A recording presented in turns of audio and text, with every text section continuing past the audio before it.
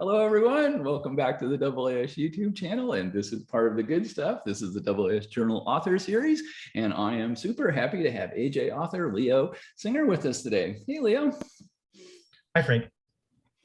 Well, first of all, thank you very much for talking about this very awesome AJ article. I liked it very much. Had a few unusual features to it, which we'll get to. Leo, where are you located at? I live in Washington, D.C. When I go into work, I hop on my bike and I ride to NASA Goddard Space Flight Center. That is awesome. Very cool. So speaking of riding your bike, are you in your spring clothes or are you coming into summer? Or are you still bundling up like it was winter? Oh, no, it's pretty warm here. Okay. It's warm and sunny today. But very nice. Very nice. And I think about 2 days ago, the power switch got hit in Phoenix. And so we easily cleared triple digits. We went up to 106 the other day. We were 104 yesterday. Today will be slightly cooler at 102. But yeah, the power switch in Phoenix has been hit. So we are rolling. Those are some pretty cool things over your left shoulder. Are those awards? What are those over your shoulder there? Well, two of them are just my degrees, my bachelor's degree and my PhD. The one on top, though, is the Breakthrough Prize in Fundamental Physics, which is a prize for discoveries that is given out. I don't know if it's every year or if it's as needed or as it feels, but by Yuri Milner, and it's supposed to be. It's supposed to be a little bit like the Nobel Prize, but you can give it to collaborations. So I got that along with 1,000 other people and won 1,000th of the $1 million prize for the discovery of gravitational waves, because I played my own small part in that development. Very cool. Very cool. Very nice. And I got a little medal. Copper, gold, titanium. It's I think it's heavy, but it's metal and plastic. Okay, cool. I think it's on my in my office. It's on my bookshelf along with my other office toys. Cool. Very nice. Yeah. Leo, what do you like to do for research?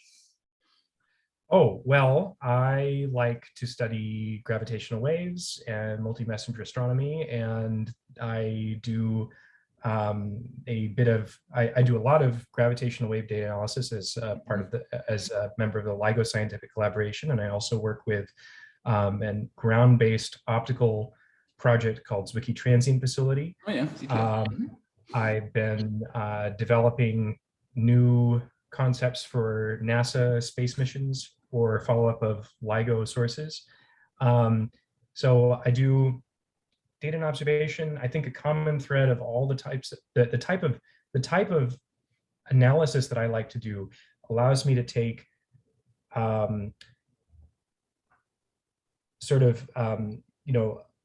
applied math topics like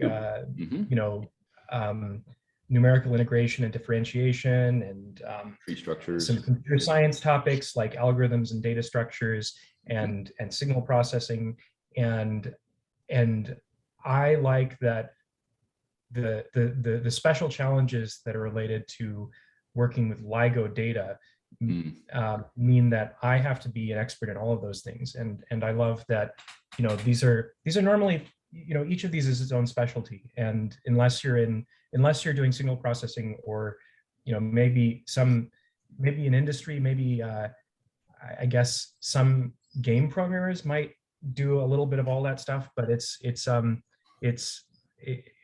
I like the breadth of skills that I have to use. Cool. To look at my data. Broad and deep. What a combo. And that is going to bring us to this very awesome AJ article. It's open access, people. Go ahead and get it. HEALPix, Alchemy, fast all-sky geometry and image arithmetic in a relational database for multi-messenger astronomy brokers. And Leo, take us away. Yeah, so the basic problem that this paper is trying to solve is how do we organize spatial data in a database so that we can analyze it quickly and query it quickly. Of course, this is a very common problem in astronomy. I feel like many AJ readers have used tools like Aladdin or SDSS Sky Server. Right. Almost any large astronomical database has a spatial index that allows you to look up sources that are within some geometry or cross-match catalogs. And those are all important things, but when we are studying multi-messenger sources, in particular when we're looking for counterparts of gravitational wave sources, we also have to do analyses where we cross-match all sky images with data with point clouds, and we have to do calculations with polygons and images. So in the geospatial community, these all sky sort of bitmap data sets are called raster images, and it's quite commonplace to have queries where you have to, like, calculate some summary statistic over a box. Like, think about like averaging land cover over an area. But this is not something that astronomical databases are very good at doing. But it's especially important for LIGO follow-up because we have these localization maps that have support over the whole sky. We have to calculate how much area or how much integrated probability is within a polygon that represents the field of view of our telescope where we want to point it. We have to cross-match the probability map with the galaxy catalog. And we have to do this all very quickly because we're trying to build an astronomical data system that we can use to interactively plan observations. The genesis of this paper is an idea that I had a long time ago in graduate school, which is a decade ago now. At the time, I was learning, I was starting to do some research on rapid localization of gravitational wave sources. So I was starting to think about how do we, pinpoint where these sources are in the sky quickly. At that time, I was taking a numerical astrophysics course. That course, I think, I learned so many things from it, and so much of my career since then has been taking all of the techniques that I learned in that class, or that I heard about in that class, and mixing and matching them in different ways. Cool. One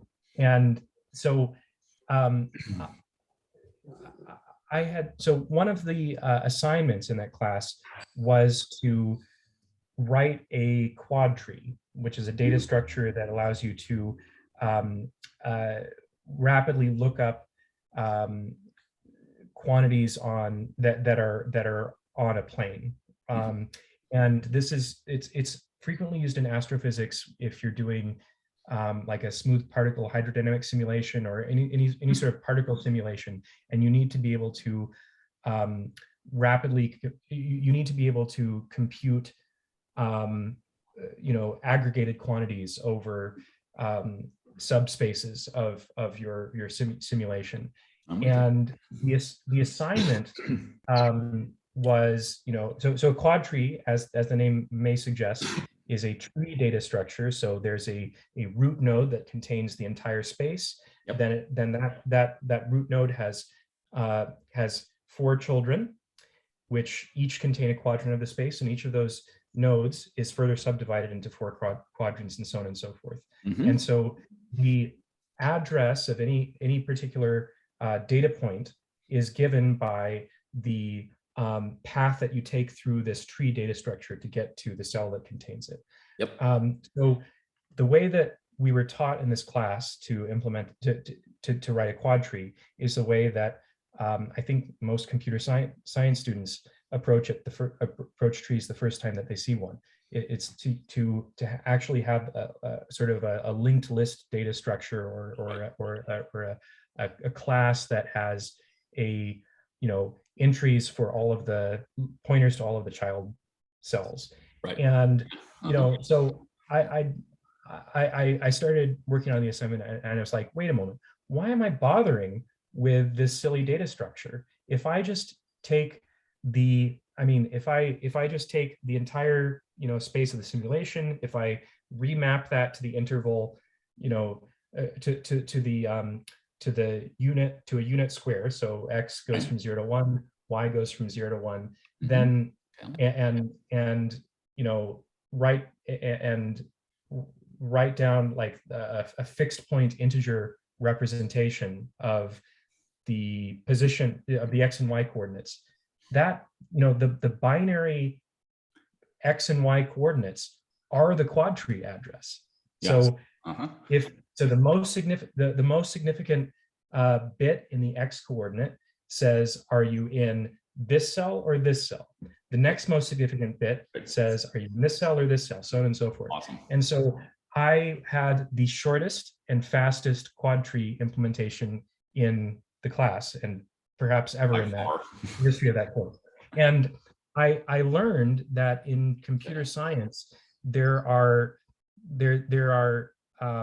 this is a well-known concept that there's a very straightforward connection between tree data structures and sorted data structures, and there's a whole field of what are called implicit data structures, where you do away with all of these silly pointers and linked lists, and you realize that very frequently, if you choose the right representation of your data, then simply sorting it is Nice. and storing it in a sorted list or something comparable to that can be the most compact possible way to represent the data. Cool. At the same time, I realized right away, my advisor was encouraging people to start using HEALPix for gravitational wave maps. I think largely because so HEALPix is this image format that's that was designed for representing all sky data for cosmic microwave background analysis. And I think my advisor was very well aware of HEALPix being developed at JPL by Krzysztof Gorski and colleagues, and it was an obvious connection. So I actually met the guy around that time, and the appeal of HEALPix for working with LIGO sky maps is mainly that because it's specifically designed to deal with all sky image data, there are no projection seams, there's no coordinate singularity at the poles, and so because we always have to deal with all sky images, we're very concerned about avoiding artifacts. So but I realized that the hierarchical, so HEALPix is also essentially a quadtree on the unit sphere, and so I realized that there's a lot more that we can do with that aspect. And so back then, 10 years ago, I was like, okay, well, we're going to use HEALPix to describe these probability maps, but if we just use this sort of implicit data structure thing that I that I picked up on from my numerical astrophysics class, then right away we have a way to do image processing in a database. Cool. And that's what this paper is. It's so the reason why I wrote this paper now and not 10 years ago is that PostgreSQL, which is just at this point, I think fair to say the most popular open source SQL database. I think maybe to SQLite, really, just got a new feature where it has a new column type that is actually perfect for storing HEALPix data.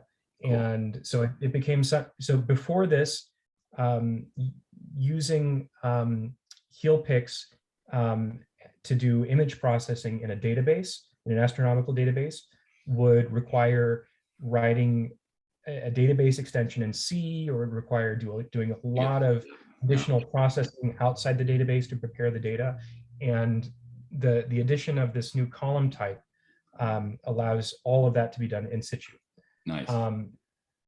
So I think we can scroll down a bit to the first figure, and I'll just sort of talk a little bit about the setting of, where we're going to use this database. So I mentioned that I work with this project called Swiki Transient Facility, and it's a synoptic all sky survey. It's a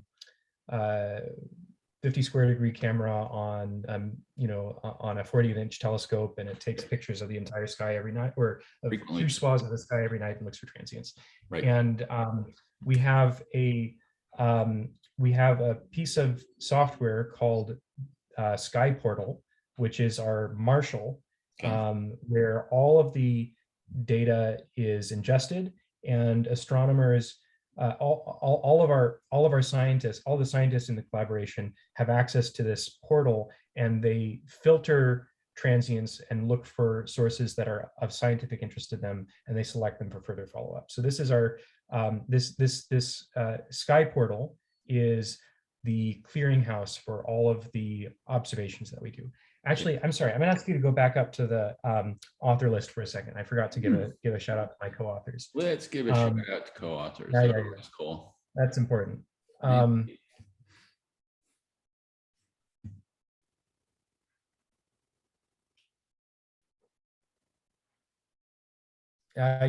there we go. Okay.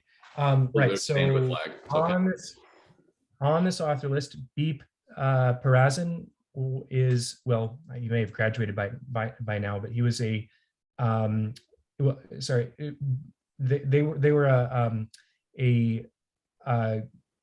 an undergraduate student at Northeastern. B was working as a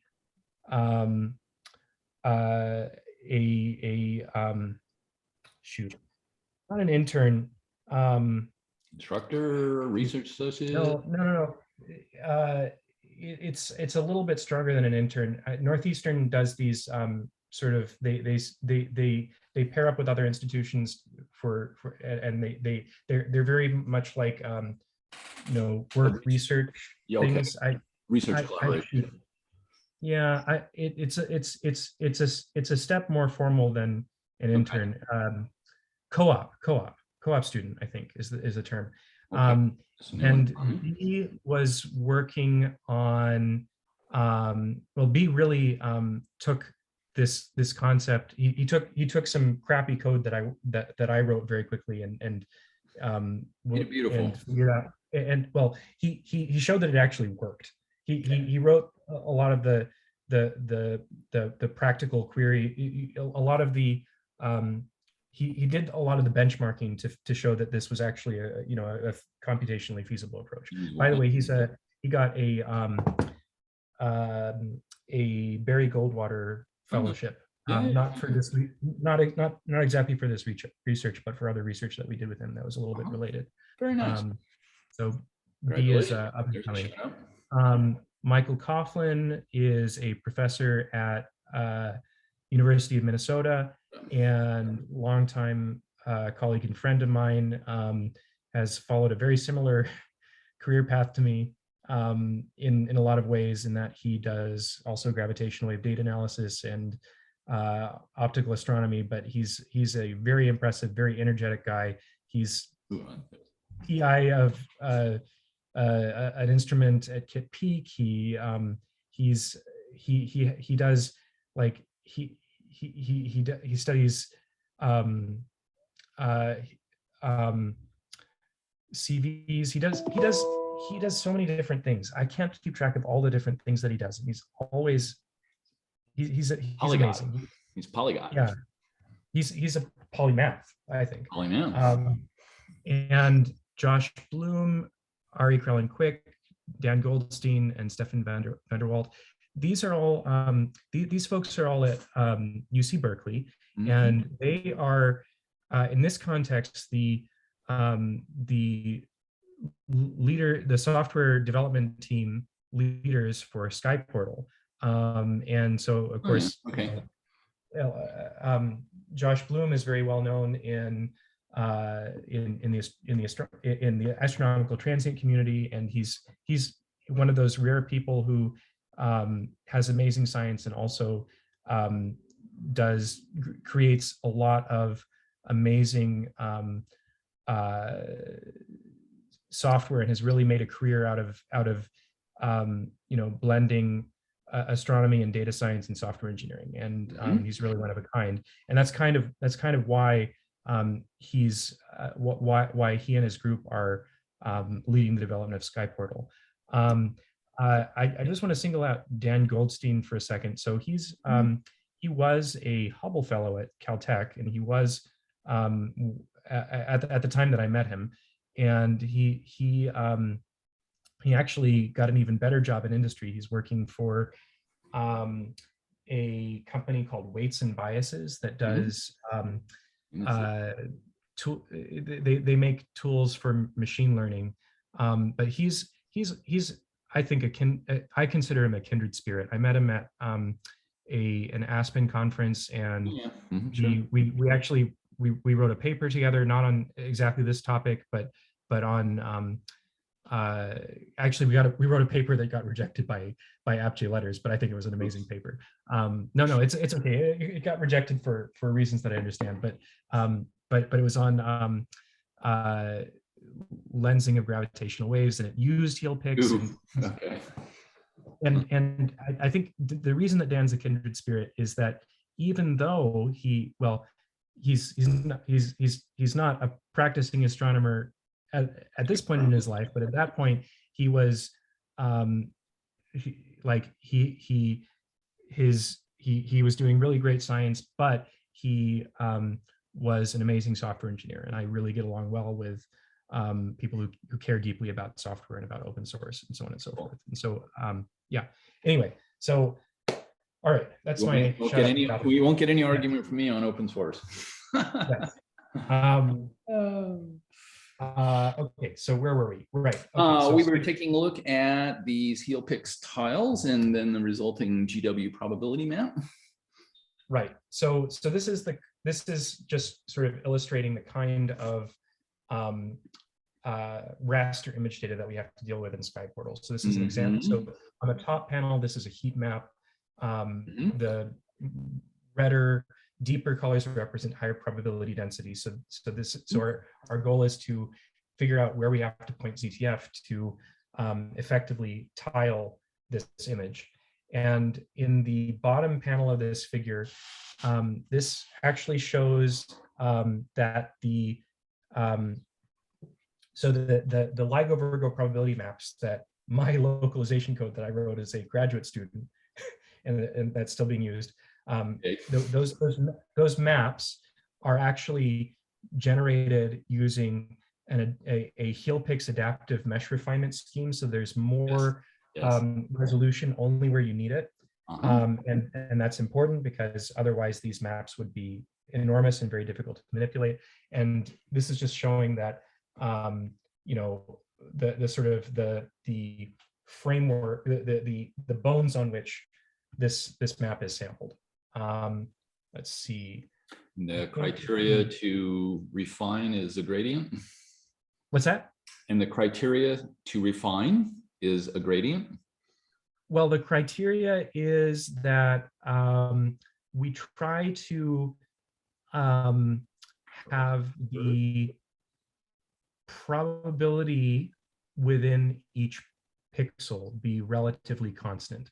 So that forces large the low probability density regions have to have large pixels. And it's actually also this adaptive mesh refinement is I think quite clever. I think it's one of the probably one of the simplest adaptive mesh refinement schemes, because all we do is we go through and we calculate the entire probability map at a very low resolution. Then we sort the pixels by descending probability. We take the top top few hundred pixels and we refine them. And then we sort again. So again, this is an adaptive mesh refinement scheme where there's no there's no mesh data structure, there's no linked lists, there's it's like 5 lines of code. Cool. So I love implicit data structures. Very good. Yep. Yeah. Cool. Okay, so next slide, or next figure 2. I guess this is just that looks like a HEALPix Quadtree. Oh, yeah.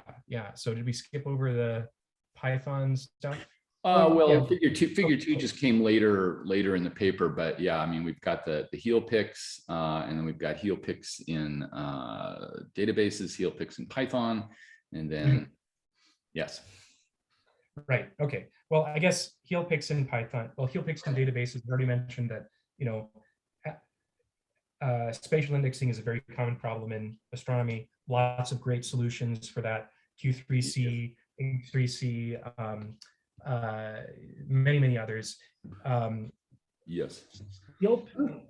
Several of those solutions use HEALPix. There are lots of great options for using HEALPix in Python. There is HEALPi is the one that's developed by the official, that's the official HEALPix bindings. There's a AstroPy HEALPix, excuse me, of which I'm now co-maintainer. Oh, good. There's CDS HEALPix, which is by CDS, the makers of Aladdin. MockPy, which is for multi-order. It's another CDS package. It's for multi-order HEALPix data sets. And then mHealPi, which is by my colleague Israel Martinez Castellanos, and also in press in AppJ, I believe. Oh, cool. Okay. Another one. Yeah. But again, the problem is that there's no raster HEALPix. There's no ability to do raster analysis in a database with any of these astronomy-specific spatial indexing methods. Okay. Right. Okay. So let's see, where are we? HEALPix fundamentals. Right. So now we can look at figure 2. So I mentioned that HEALPix is this hierarchical data structure. So at the lowest refinement level, level 0, the unit sphere is divided into 12 base tiles. And at every successive level of refinement, each of those tiles is divided into 4. So at any given level, all of the pixels are exactly the same area, and they're all about the same shape. And so let's see, if we scroll down, so right, there's I think we're gonna skip to figure 3. Okay. Rings and nests. Yep. So there are sort of 2 ways that we can assign numbers to these pixels so that we can store them on a computer. The first, which is depicted on the left side, is that we number the pixels first left to right and then top to bottom, okay, in this cylindrical projection. And so at every subsequent refinement level, the lowest number of pixels are always at the north pole, and they advance as you go south. Right. And then the other way is what's called a nested indexing scheme, where when you take let's say you take the 0th pixel in level 0 and you subdivide it, that becomes pixels 0, 1, 2, 3. So in the nested scheme, neighboring sibling pixels have adjacent pixel indices. So you need 3 pieces of information to describe the location of a, let's say, a galaxy or a star or whatever in a HEALPix data set. You need the indexing scheme, whether it's the ring scheme or the nested scheme. Okay. You need the resolution level, and you need the pixel index. Great. Yep. Yes. So yes. that's so there's so let's go back up to the bottom of the previous page so we can see these equations. Okay. And I promise this is the only equation that we'll need to look at. It's a we like equations. So actually, I want to focus on the equation that doesn't have a number.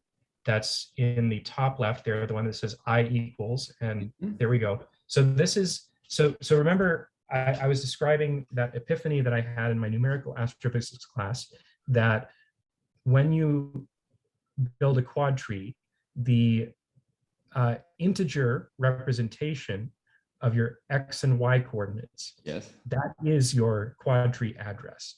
So this is, this is the, on the left-hand side, this is the nested HEALPix index number. And on the right-hand side, this is the base 4 representation of that number. So each of these numbers in parentheses is a base 4 digit. And so the most significant digit, which has the under brace and says L equals 0. Well, actually, that's a base 12 digit, so it's a mixed radix number, really. But that says which of the 12 base tiles are you in. Then the next most significant digit is which of that base tiles children are you in. Are you in the north one, the south one, the east one, or the west one, and so on and so forth. There you go. So the nested HEALPix index is a quadtree index. It's the address in the quadtree. So now this is really handy for manipulating for okay. So if we go over to the right hand side of the page, this is, I'm sorry, I lied. There are 2 equations we have to look at, not just one. So what you do is you pick a single very high resolution. Say you pick the highest resolution at which you can describe at which all HEALPix indices fit in a 64-bit integer. Okay. And then you can describe any tile in the HEALPix tree at any resolution level you want by stating the range of nested pixel indices at that high resolution, at that common high resolution. And so now you can take any arbitrary region on the sky and describe it as a collection of intervals of these pixel indices. Okay. And that allows us to take a relatively complicated problem of combining spatial regions, taking unions or intersections of spatial regions, or of doing calculations on a raster image within integrating over a region. All of those set operations on regions now become set operations on intervals of integers, which is something that you might guess a relational database is really, really good at doing. Indeed. Yeah. Okay. So, and that's really the fundamental concept here. Cool. And this is, like, again, this idea itself is not new. It's this idea sort of underlies this concept that's called a multi-order coverage map, which is something that Aladdin and the CDS developers of Aladdin introduced for describing, footprints of surveys. What's new is we're able to make use of this concept directly in a relational database. Nice. Let's see. I guess we should stop by figure 4 for a second. So this is let's do figure just the coverage. Yeah. So this is the, on the left-hand side, this is the footprint of the ZTF focal plane. So this is a 50 square degree camera. It's divided into, 4,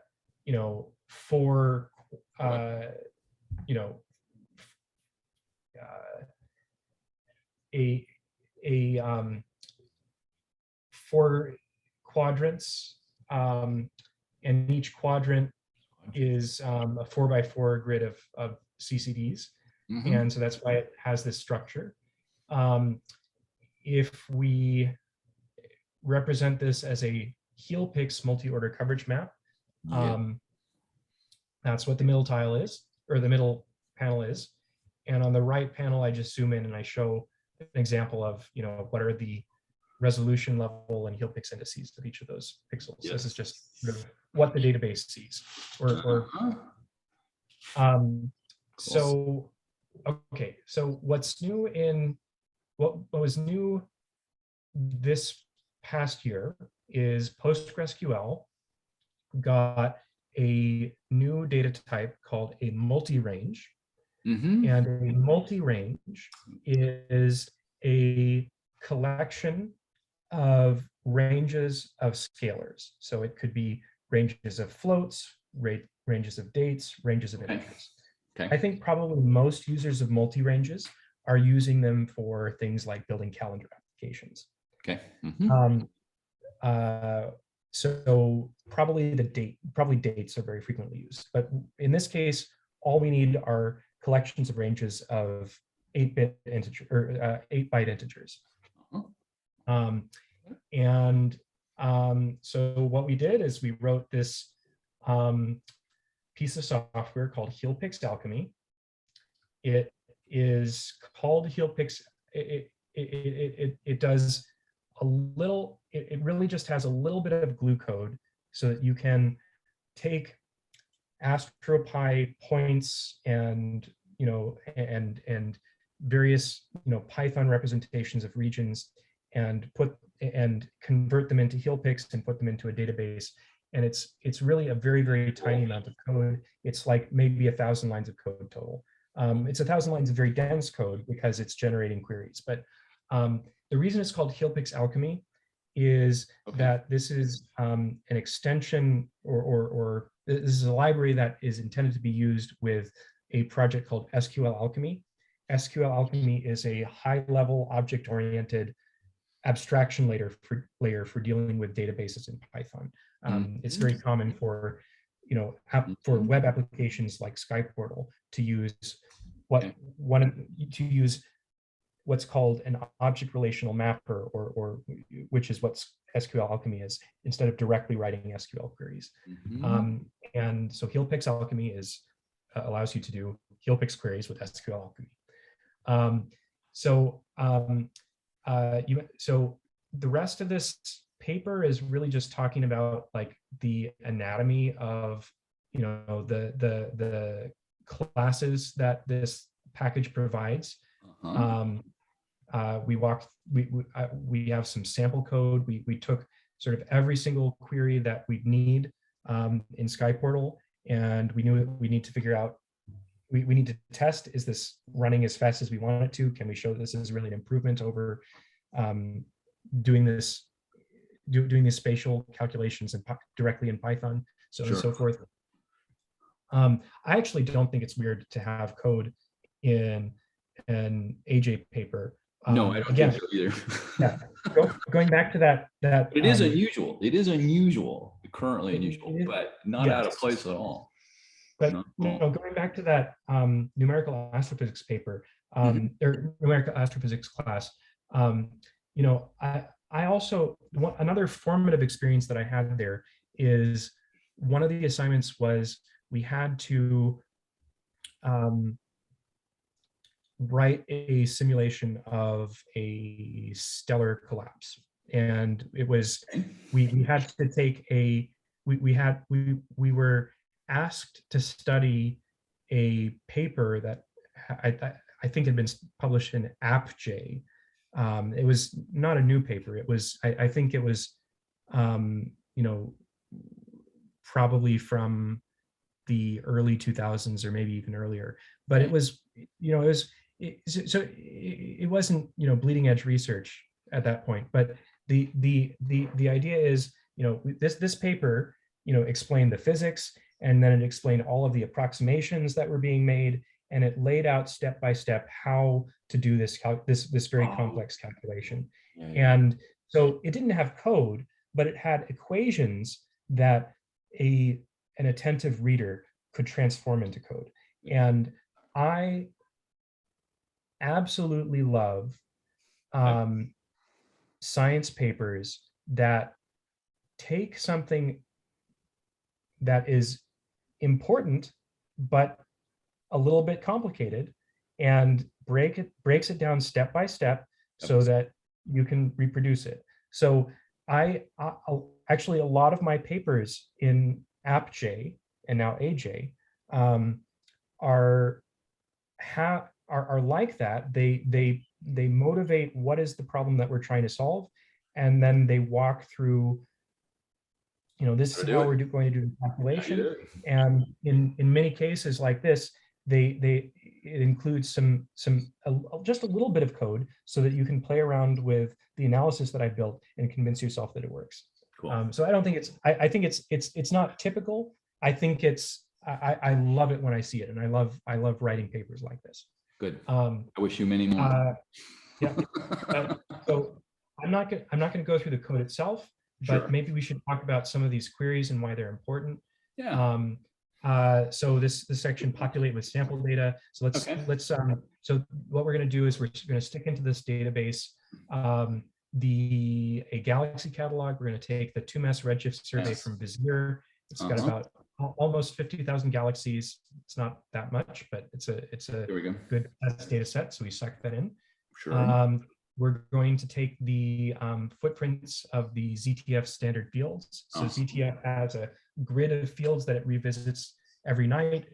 So that it's easier to do the image subtraction if you revisit the same fields, and you don't have to warp images very extremely to process before you subtract them. So we pull down the coordinates of those fields, and we make some geometry to represent those fields. And then lastly, we load an example LIGO-Virgo probability map. Again, the code itself is not important. Just that this is the data that we're working with. So a couple representative queries. The first is, you know, what is the area of each field? So, well, of course, you normally know what the area of your telescope's field of view is. So this is in and of itself isn't that important of a query, but you do frequently want to calculate the integrated probability in a set of fields that might be overlapping. So this is going to build up to that query. Okay. Next one, how many galaxies are in each field? So again, you know, this is not, you might, a more pertinent query might be how many galaxies within with redshift less than 0.1 are within this field. That might be a useful query. You want to know is if you have a relatively small field of view, if you're trying to sort of maximize the number of galaxies that could potentially host the gravitational wave source, this would be a query that you'd want to do. What is the probability density at the position of each galaxy? Yes. This is a pretty important one because so ZTF, of course, has a very large field of view. So but we also have facilities that have fields of view that are maybe a few arc minutes or even arc seconds. And for these, what we have to do is we can't just tile the entire sky. We have to pick out individual sources of interest. So those sources of interest could be galaxies that have a high probability of being the host galaxy, just because there's just because the value of the probability sky map at the position of that galaxy is high. Okay. Or it could be that instead of galaxies, these could be positions of optical transient candidates that we had discovered with the survey camera. But the query would be the same. We want to know which one is a priori most likely to be the candidate. Next one, what is the probability contained within each field? So this is actually probably the most important one. So with ZTF, again, what we want to do is we want to pick out which fields we're going to observe and in what order, and we want to maximize the probability of detecting the counterpart. And so the building block for that optimization is which tile, which field, which pointings contain the most probability. Yes. Next one, what is the combined area of fields 1000 through 2000? Well, there's nothing special about 1000 through 2000, fields 1000 through 2000. It's just that, this is what we're modeling here is that we have a proposed observing plan that consists of many, many fields. And we want to know what is the total probability that the position of the source that we don't know yet is within any of those fields. These fields can potentially overlap. These fields cover these fields are basically squares that cover the entire sky. And so as you get to the poles, they've got to overlap. So to do this properly, you have to first calculate the union of all the fields, and then you have to integrate over that union. And this is really the operation that the multi-ranges enable. Yes. Next, what is the area of the 90% credible region? Oh, I'm sorry, we skipped one. What is the integrated probability contained within fields 1000 through 2000? Well, this is very similar to the previous query, except instead of the previous query, we're just calculating the area of a region that's the union of regions. This one's a little bit more complicated. We first take the union of all of those regions, and then we cross-match that with an image, which itself is a multi-resolution data set. Okay. And I'll skip the last two because I think we these are all just slight variations on that. But these are the kinds of queries that we need to be able to do rapidly, because they are providing an interactive user interface, and because we've got to point telescopes quickly. A follow-up, yep. So last figure, and I think the last important point here is money shot. So we benchmarked this on AWS, so Amazon Web Services. We used their stock managed PostgreSQL 14 database. We timed each of these example queries as we increase the number of fields, and they always take a few seconds. Yeah, that's the scale here is a few seconds. All the way out to 10,000. Very cool. Now, now one of the, I guess it's not really represented in a figure, but so there's let's see, where is it?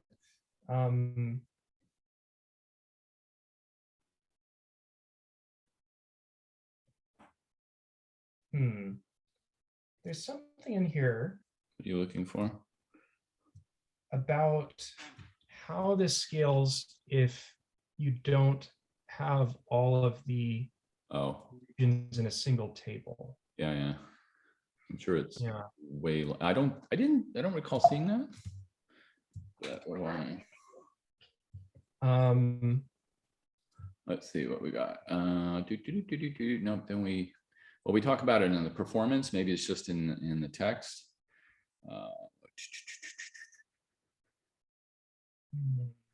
Okay, you're finding unions, cross-matching fields, benchmark, EC2. Well, it just I don't see a figure, but orders of magnitude faster is where it comes down to. Okay.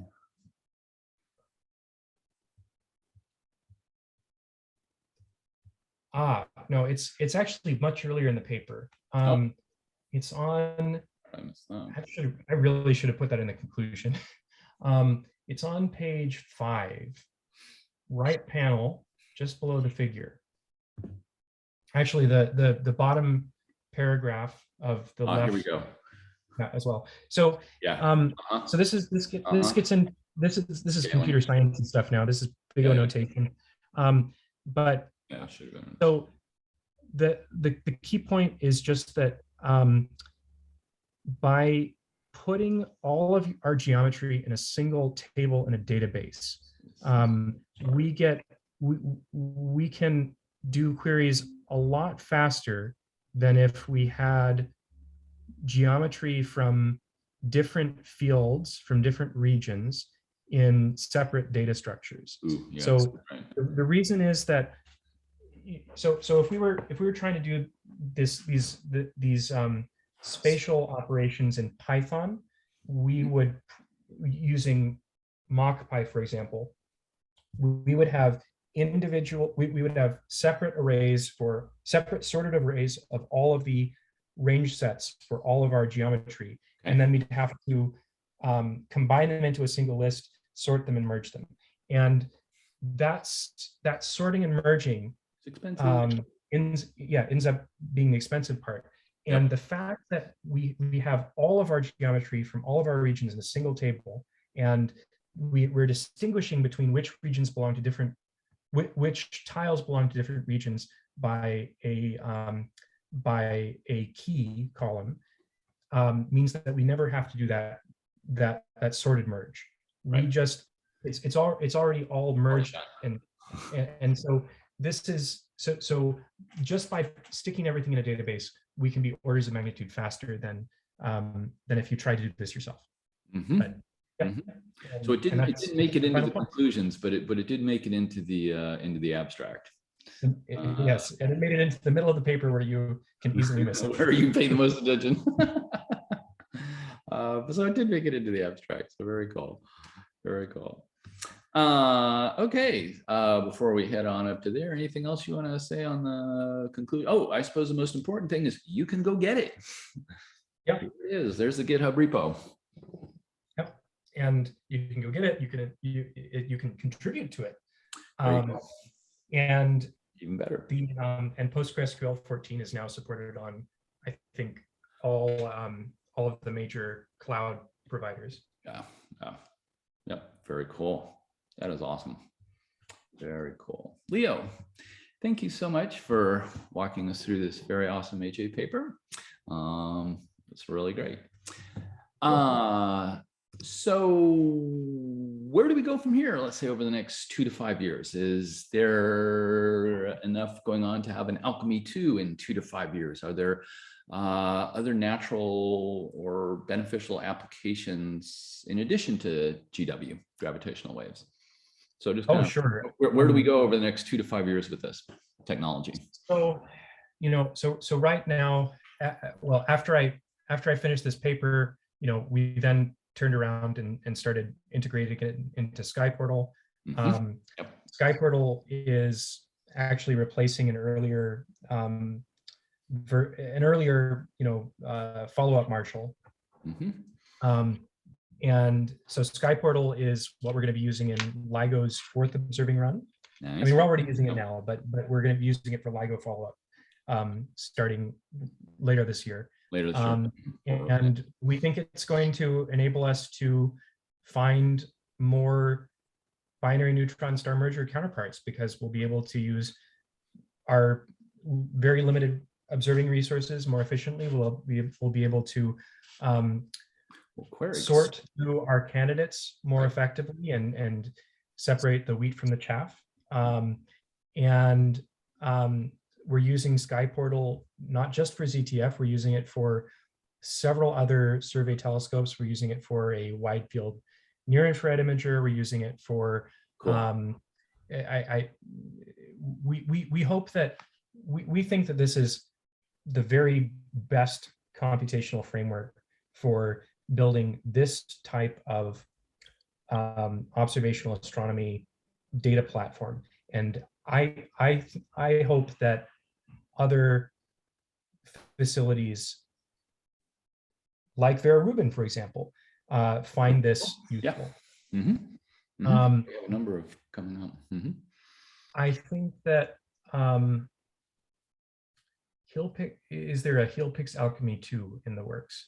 Well, I don't mean to put any pressure on. I was just shooting. Well, you know, the thing is, this is such a simple concept, and it's such a natural fit with Postgres that it's difficult for me to see what else needs to be done just on the database side.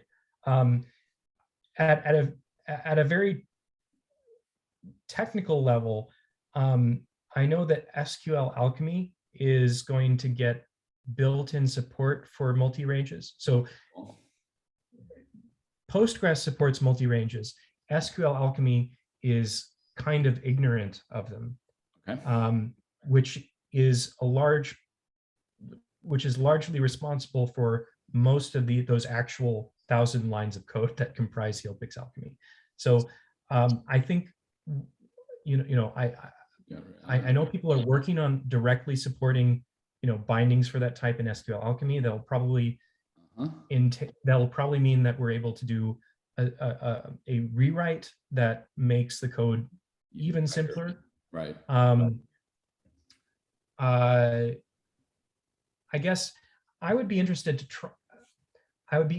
to try to generalize this technique to some of the NoSQL databases that we use, like ZTF uses MongoDB for filtering transients. MongoDB doesn't have this a comparable range type, but I think that I'm sure there's some way to transfer this concept there. Okay. Yeah, no, I think it's where we go from here. I think this is just it's a simple technique that's obvious, and everything's obvious in retrospect. But it's kind of why I think it was earlier. it's just something I'm going to use everywhere. Yeah. And I hope other people who are doing multi-messenger astronomy use this everywhere. I hope lots of people build lots of amazing tools for coordinating follow-up. Cool. Good. All right. Leo, thank you so much. Thank you, Craig. This was so much fun. Yeah, good. I think it's always good to, have people talk about their articles so that, you get a sense of what the author thinks about their article or what is important about the article. And it's also good just to meet the person, put a face to the name. Otherwise, it's just a name on a paper and it's just a name. So it's nice to meet the person, so to speak. We're done. But that'll do, everyone. And I hope this made your astronomy day just a little bit better. And we will see you on the next one. Bye-bye.